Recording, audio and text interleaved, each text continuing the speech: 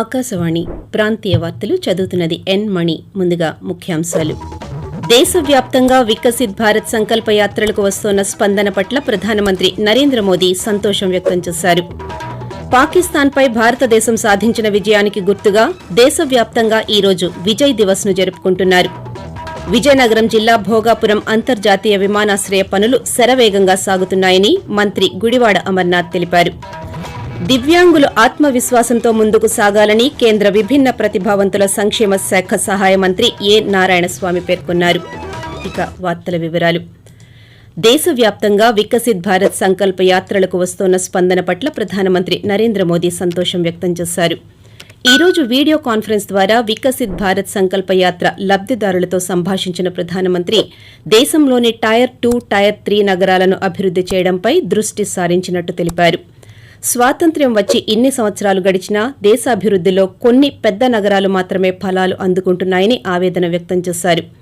కేంద్ర ప్రభుత్వ కార్యక్రమాల వల్ల మిగిలిన నగరాల్లో ఈజ్ ఆఫ్ లివింగ్ పెరిగిందని, తద్వారా వందలాది చిన్న నగరాలు సైతం అభివృద్ది బాటలో పయనిస్తున్నాయని ప్రధాని పేర్కొన్నారు. దేశవ్యాప్తంగా ఈ రోజు విజయ్ దివస్ జరుపుకుంటున్నారు. 1971 యుద్దంలో పాకిస్తాన్పై భారతదేశం సాధించిన విజయానికి గుర్తుగా దేశం కోసం ప్రాణత్యాగం చేసిన సైనికులకు నివాళి అర్పించేందుకు ప్రతి సంవత్సరం డిసెంబర్ 16వ తేదీని విజయ్ దివస్ గా జరుపుకుంటారు. ఈ రోజున పాకిస్తాన్పై సాధించిన విజయం తూర్పు పాకిస్తాన్గా పిలువబడే బంగ్లాదేశ్ సృష్టికి దారితీసింది. కాగా విజయ్ దివస్ సందర్భంగా తూర్పు నౌకాదళం అమర జవాన్లకు నివాళి అర్పించింది. విశాఖపట్నం బీచ్ రోడ్లోని వార్ మెమోరియల్ వద్ద naval projects director general vice admiral G Srinivasan పుష్పగుచ్చం ఉంచి వీర జవాన్లను స్మరించుకున్నారు. 1971 యుద్దంలో వివిధ ఆపరేషన్లో వీరమరణం పొందిన జవాన్ల త్యాగాలను గుర్తు చేసుకున్నారు. విజయనగరం జిల్లాలోని భోగాపురం అంతర్జాతీయ విమానాశ్రయ పనులు శరవేగంగా సాగుతున్నాయని రాష్ట పరిశ్రమల శాఖ మంత్రి గుడివాడ అమర్నాథ్ తెలిపారు. ఈ రోజు ఉప ముఖ్యమంత్రి బూడి ముత్యాల నాయుడు, ఉప సభాపతి కోలగట్ల వీరభద్రస్వామి, ఉత్తరాంధ్ర ఎమ్మెల్యేలు, ప్రజాప్రతినిధులతో కలిసి మంత్రి విమానాశ్రయ నిర్మాణ పనులు జరుగుతున్న తీరును పరిశీలించారు. ఈ సందర్భంగా మంత్రి అమర్నాథ్ మాట్లాడుతూ రాష్ట ప్రభుత్వ ఆధ్వర్యంలో జరుగుతున్న అభివృద్ది పనులను ప్రజలకు తెలియజెప్పేందుకే తాము ఈ సందర్శనకు వచ్చామని వివరించారు. దాదాపు 4,750 కోట్ల రూపాయలతో నిర్మిస్తున్నటువంటి భోగాపురం ఇంటర్నేషనల్ ఎయిర్పోర్ట్ జిఎంఆర్ వారికి పీపీపీ పద్ధతిలో ప్రభుత్వం ఇవ్వడం, ప్రతిష్టాత్మకమైనటువంటి ఎల్ఎన్టీ సంస్థకి నిర్మాణ బాధ్యతల్ని అప్పచెప్పి దాదాపు 300 మెషిన్స్ వర్క్ చేస్తా ఉన్నాయి. 3.8 కిలోమీటర్ల రన్వే అన్ని కూడా సైమల్టేనియస్ గా డిసెంబర్ 2025 కల్లా ఈ ప్రాంత ప్రజలకి, రాష్ట్ర ప్రజలకి భోగాపురం ఇంటర్నేషనల్ ఎయిర్పోర్ట్ ఆపరేషన్స్ ని వారికి అందుబాటులోకి తీసుకొస్తామని చెప్పి కూడా ఈ సందర్భంగా తెలియజేస్తా ఉన్నాం. దివ్యాంగులు ఆత్మవిశ్వాసంతో ముందుకు సాగాలని కేంద్ర సామాజిక న్యాయ, విభిన్న ప్రతిభావంతుల సంక్షేమ శాఖ సహాయ మంత్రి ఏ నారాయణస్వామి పేర్కొన్నారు.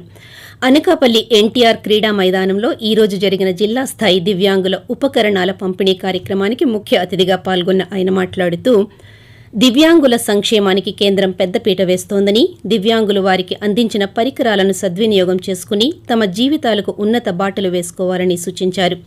ఉప ముఖ్యమంత్రి బూడి ముత్యాల నాయుడు మాట్లాడుతూ జీవితంలో తలెత్తిన సమస్యలను అధిగమిస్తూ ఆత్మవిశ్వాసంతో ముందుకు సాగడం ద్వారానే జీవితానికి పరిపూర్ణత చేకూరుతుందని తెలిపారు. స్థానిక లోక్సభ సభ్యురాలు బివి సత్యవతి ఆధ్వర్యంలో జరిగిన ఈ కార్యక్రమంలో కేంద్ర మంత్రి చేతుల మీదుగా దివ్యాంగులకు ట్రై సైకిళ్లు, వినికిడి పరికరాలు, ఆర్టిఫిషియల్ లింబ్స్ పంపిణీ చేశారు. కేంద్ర ప్రభుత్వం విద్యకు అత్యంత ప్రాధాన్యత ఇస్తోందని కేంద్ర మహిళా సంక్షేమ, ఆయుష్ శాఖల సహాయ మంత్రి డాక్టర్ ముంజ్పరా మహేంద్రభాయ్ అన్నారు. తిరుపతి సమీపంలోని ఒక కళాశాలలో విద్యార్థులతో ఈ రోజు జరిగిన ముఖాముఖి కార్యక్రమంలో పాల్గొన్న కేంద్ర మంత్రి విద్యార్థులు అడిగిన పలు ప్రశ్నలకు సమాధానమిచ్చారు. ఈ సందర్భంగా పాత్రికేయులతో మాట్లాడుతూ దేశంలో ఎన్నో విద్యాలయాలను నెలకొల్పి ఉన్నత ప్రమాణాలతో కూడిన విద్యను అందిస్తున్నామని అన్నారు. నరేంద్ర మోదీ పాలనలో నిరుపేద విద్యార్థులు సైతం ఉన్నత విద్యను అభ్యసిస్తున్నారని పేర్కొన్నారు. ఆకాశవాణి ప్రాంతీయ వార్తలు వింటున్నారు.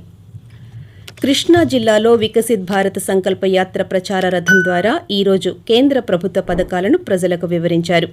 మచిలీపట్నంలో అమృత్ పథకం ద్వారా తీర ప్రాంతాలలో తాగునీటి సమస్యకు పరిష్కారం చూపారని లబ్దిదారులు తెలిపారు. కేంద్ర ప్రభుత్వం అందించే 400 కోట్ల రూపాయలతో నిర్మితమయ్యే హార్బర్ పూర్తయితే మత్స్యకారులు తమ బోట్లను అక్కడే ఉంచి మత్స్య సంపదను అమ్ముకునే వెసులుబాటు కలుగుతుందని అన్నారు. కేంద్ర ప్రభుత్వం అందిస్తోన్న వివిధ పథకాలు తమకు ఎంతగానో ఉపయోగపడుతున్నాయని లబ్దిదారుడు శ్రీనివాసరావు పేర్కొంటూ, ప్రధానమంత్రి ఆవాస్ యోజన పథకం కింద 300 ఇళ్లు పైగా లబ్ధిదారులు పొందడం జరిగింది. అంతేకాకుండా కిసాన్ కింద రైతులు క్రెడిట్ కార్డులు పొందడం, తద్వారా సంవత్సరానికి 6,000 రూపాయలు పొందడం చాలా మంది సంతోషం వ్యక్తం చేస్తున్నారు. హెల్త్ పరంగాను బాగా కృషి చేస్తున్నారు. మోడీ గారికి, కేంద్ర ప్రభుత్వానికి ధన్యవాదాలు.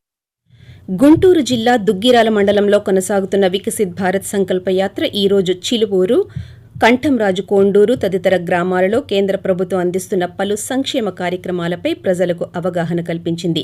ఉజ్వల్ యోజన లబ్దిదారు నెమలికంటి శివపార్వతి మాట్లాడుతూ, పెళ్ళి 8 సంవత్సరాలు అవుతుంది, ఇంతవరకు అయితే గ్యాస్ అయితే లేదు. నేను అప్లై చేసుకోవాలనుకుంటానే ఉన్నాను కానీ అప్లై చేసుకోలేకపోయాను. తర్వాత ఫ్రీగా ఇస్తున్నారని చెప్పేసి చెప్తే నేను అప్లై దుగ్గిరాలు వెళ్ళి అప్లికేషన్ పెట్టుకుని అప్లై చేసుకున్నాను. అప్లై చేసుకున్న వెంటనే నాకు ఏ డబ్బులు కూడా ఏమీ తీసుకోకుండా నాకు బండా పొయ్య 2 ఇచ్చారు.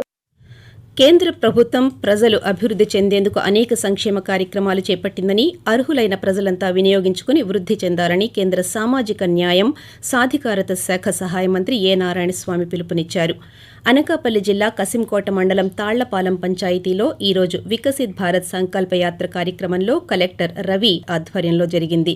ఈ కార్యక్రమానికి ముఖ్య అతిథిగా పాల్గొన్న మంత్రి మాట్లాడుతూ, కేంద్ర ప్రభుత్వ పథకాల గురించి తెలియని వాళ్లకి విద్యావంతులు, అవగాహన ఉన్నవాళ్లు తెలియపరచాలని కోరారు. ఉత్తరాంధ్రలో ప్రఖ్యాతిగాంచిన శంబర పోలమాంబ జాతర మహోత్సవాలు రాష్ట్ర ఉత్సవంగా వచ్చే జనవరి 22, 23, 24వ తేదీల్లో నిర్వహించడం జరుగుతుందని పార్వతీపురం మన్యం జిల్లా రెవెన్యూ డివిజనల్ అధికారిణి కె హేమలత తెలిపారు. మక్కువ మండలం శంబర జాతరపై రెవెన్యూ డివిజనల్ కార్యాలయంలో జరిగిన సమావేశంలో ఆమె మాట్లాడుతూ, జాతర ప్రశాంతంగా, సజావుగా జరిగేలా అధికారులు సమన్వయంతో కృషి చేసి భక్తులకు ఎటువంటి ఇబ్బందులు లేకుండా చూడాలని సూచించారు. గత అనుభవాల దృష్ట్యా ఎటువంటి లోపాలకు తావు లేకుండా రాష్ట్రంతో పాటు ఇతర రాష్ట్రాల నుండి లక్షలాదిగా తరలివచ్చే భక్తులకు తగిన ఏర్పాట్లు చేయాలని స్పష్టం చేశారు.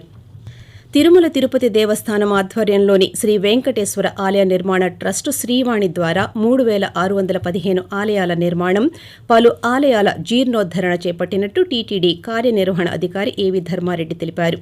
తిరుపతిలోని టీటీడీ పరిపాలన భవనంలో ఆలయాల నిర్మాణంపై ఈ రోజు జరిగిన సమీక్షలో ఆయన మాట్లాడుతూ, శ్రీవాణి ట్రస్టు ద్వారా ఇప్పటి వరకు 1,500 ఆలయాల నిర్మాణం పూర్తయిందని, మిగిలిన ఆలయాల నిర్మాణాన్ని వచ్చే మార్చి నాటికి పూర్తి చేయాలని అధికారులను ఆదేశించారు. కాగా వచ్చే సంవత్సరం మార్చి నెలకు సంబంధించి 300 రూపాయల శ్రీవారి ప్రత్యేక దర్శనం టికెట్ల కోటాను టీటీడీ అధికారులు ఈ నెల 25వ తేదీన విడుదల చేయనున్నారు. ఆంధ్రప్రదేశ్ రాష్ట్ర గవర్నర్ ఎస్ అబ్దుల్ నజీర్ ఈ నెల 18వ తేదీ నుండి 2 రోజుల పాటు తిరుపతి జిల్లాలో పర్యటించనున్నారు. 18న విజయవాడ నుంచి ప్రత్యేక విమానంలో తిరుపతి వెళ్లి రాత్రి తిరుమలలో బస చేస్తారు. 19వ తేదీ ఉదయం వీఐపీ విరామ దర్శనంలో శ్రీ వెంకటేశ్వర స్వామిని దర్శించుకుంటారు. అదే రోజు తిరుపతిలోని పద్మావతి మహిళా విశ్వవిద్యాలయంలో జరిగే వికసిత భారత్ సంకల్ప యాత్ర కార్యక్రమంలో గవర్నర్ పాల్గొని విద్యార్థులను, ప్రజలను ఉద్దేశించి ప్రసంగిస్తారు. తూర్పు కోస్తా రైల్వేలో భద్రతాపరమైన ఆధునికీకరణ పనుల కారణంగా పలు రైళ్లను రద్దు చేయగా కొన్నిటి గమ్యాలను కుదించినట్టు Waltair senior divisional commercial manager A K Tripathi తెలిపారు. ఈ నెల 16 నుంచి 18వ తేదీ వరకు విశాఖ కిరండోల్ రాత్రి ఎక్స్ప్రెస్తో పాటు విశాఖ కిరండోల్ ప్యాసింజర్ రైళ్లను రద్దు చేసినట్టు ప్రకటించారు. వార్తలు ముగించే ముందు ముఖ్యాంశాలు. దేశవ్యాప్తంగా వికసిత్ భారత్ సంకల్ప యాత్రలకు వస్తున్న స్పందన పట్ల ప్రధానమంత్రి నరేంద్ర మోదీ సంతోషం వ్యక్తం చేశారు. విజయనగరం జిల్లా భోగాపురం అంతర్జాతీయ విమానాశ్రయ పనులు శరవేగంగా సాగుతున్నాయని మంత్రి గుడివాడ అమర్నాథ్ తెలిపారు. ఆకాశవాణి ప్రాంతీయ వార్తలు ఇంతటితో సమాప్తం.